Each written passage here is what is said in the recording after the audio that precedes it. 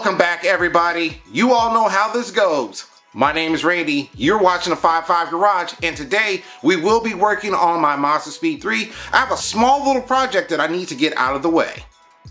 Now that the weather has gotten warmer, I can get back out here in the garage and continue on with the myriad of projects that I have stacked up over the winter.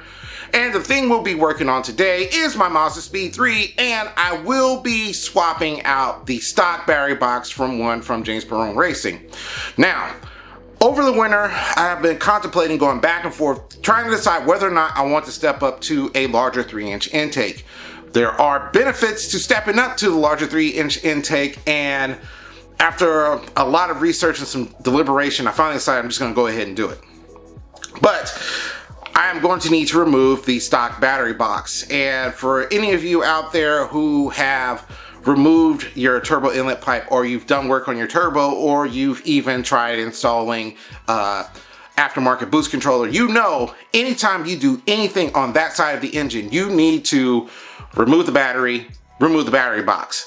It gets very tedious. You can go back to some of my earlier videos that I did on my Mazdaspeed 3, and that was like one of the first steps that I would have to do, is to remove the battery and remove the battery box. So when you step up to a 3-inch intake, the space, there's not a lot of it. I mean, even when you add an aftermarket intake, there's not a lot of space in between your intake and the battery box. When you step up to a larger 3-inch intake, that space is almost nil. It'll be rubbing on it. Bad things happen. So what I did was I ordered this one from James Barone Racing, and this is a 51R battery box. You can see it is much smaller than the stock battery box. You gain a lot of space, and it's also beneficial because now you do not have to remove the battery in the battery box whenever you have to do any type of work on that side of the engine, which is a plus. As well, you can mount your ECU right on here, so you do not have to try to elongate any of the stock wires or mess with the wiring at all. So if you decide later on down the road to stock out your car, all you have to do is unbolt your ECU from this, remove this out of the car, put the stock stuff back in there, and then you're good to go. So that is one of the benefits, but mostly for me, I'm doing this because I really need the space to fit that larger 3-inch intake. I am going to go ahead and begin this process. I'm not going to show you guys removing the battery because I've already taken it out of the car. I had it on a battery tender over the winter, and usually that works, but that battery was old. It's been in there since I've owned the car, and it just finally decided to give up the ghost. So I went ahead and got a Group 51R battery, bought this battery box, and then decided to do this little project. So let's get started. Here we are. This is the battery box, and this is where your ECU sits. There's two covers that are on here, and normally you just pop this off and then take this one off as well, and your battery will be normally sitting in here. But like I said earlier, mine's already gone, so this makes this easier. First thing we're going to do is the clips for your ECU. They have a little tab that you push down. You push down on that, and then you pull back on the lever, and then that's how you disconnect it. And then there's two.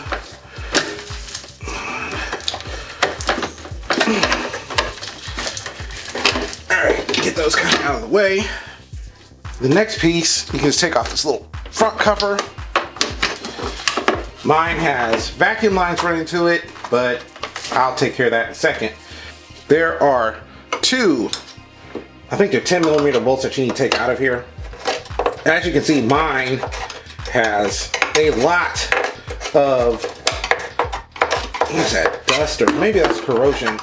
Looks like corrosion from where my lead battery leaked and has caused some corrosion around my bolts, but it shouldn't be too much of an issue to get those out of there. Give you guys an idea of the corrosion that was on these bolts. My battery leaked, and it leaked out the battery acid and caused all this corrosion to happen.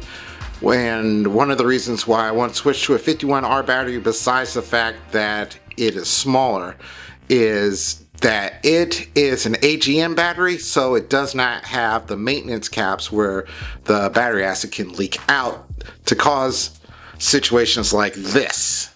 So that is another benefit of doing this little mod.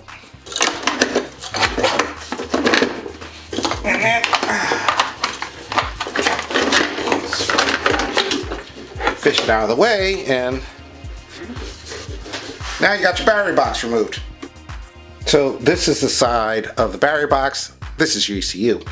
And now you need to remove these 2 screws to get this cover off, and then there are 4 Phillips head screws that is actually holding your ECU to this battery box.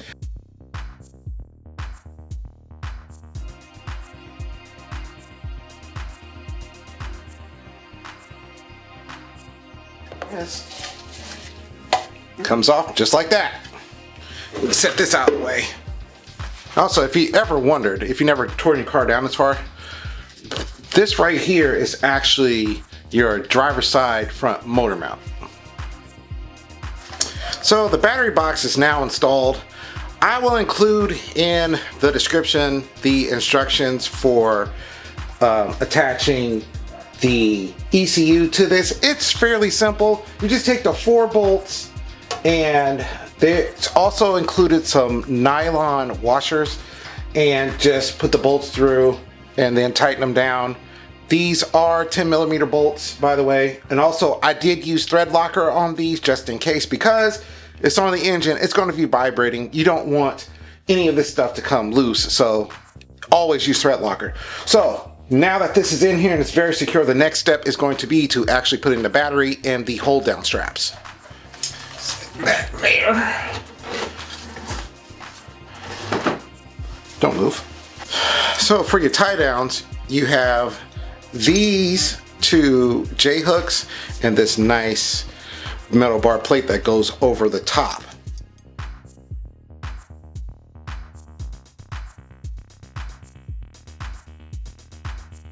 Now you see, my battery is now installed in the new battery tray. And all you have to do now is come back and start cooking up your connections.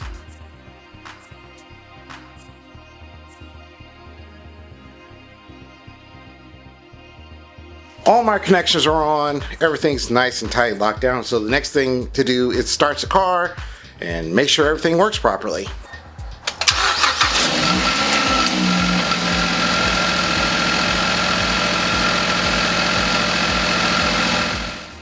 So for those of you wondering how much space you can get, I can actually put my fist down through the side here, and I have plenty of room to get my hands down in here. Before, when the battery box is in the way, you could maybe have like a finger's width of space to get your hand down in there, but I can easily fit my hand now. I can get to everything, so this is definitely worth it as well. I now have a lot of space for that 3-inch intake. Check all your connections, make sure that your car starts, and if it does, consider that a wrap. I am very surprised about how much space I actually gained just by switching to a 51R battery in that JBR battery box.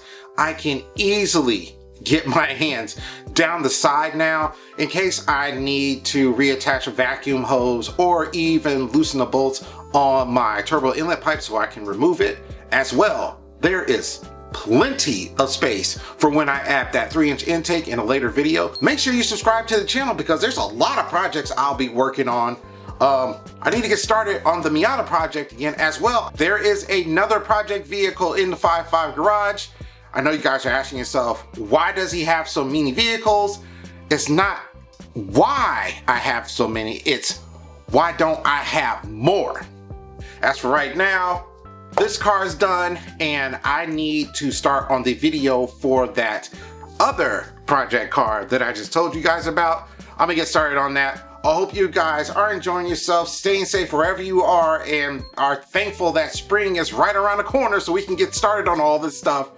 And I will see you guys on the next one.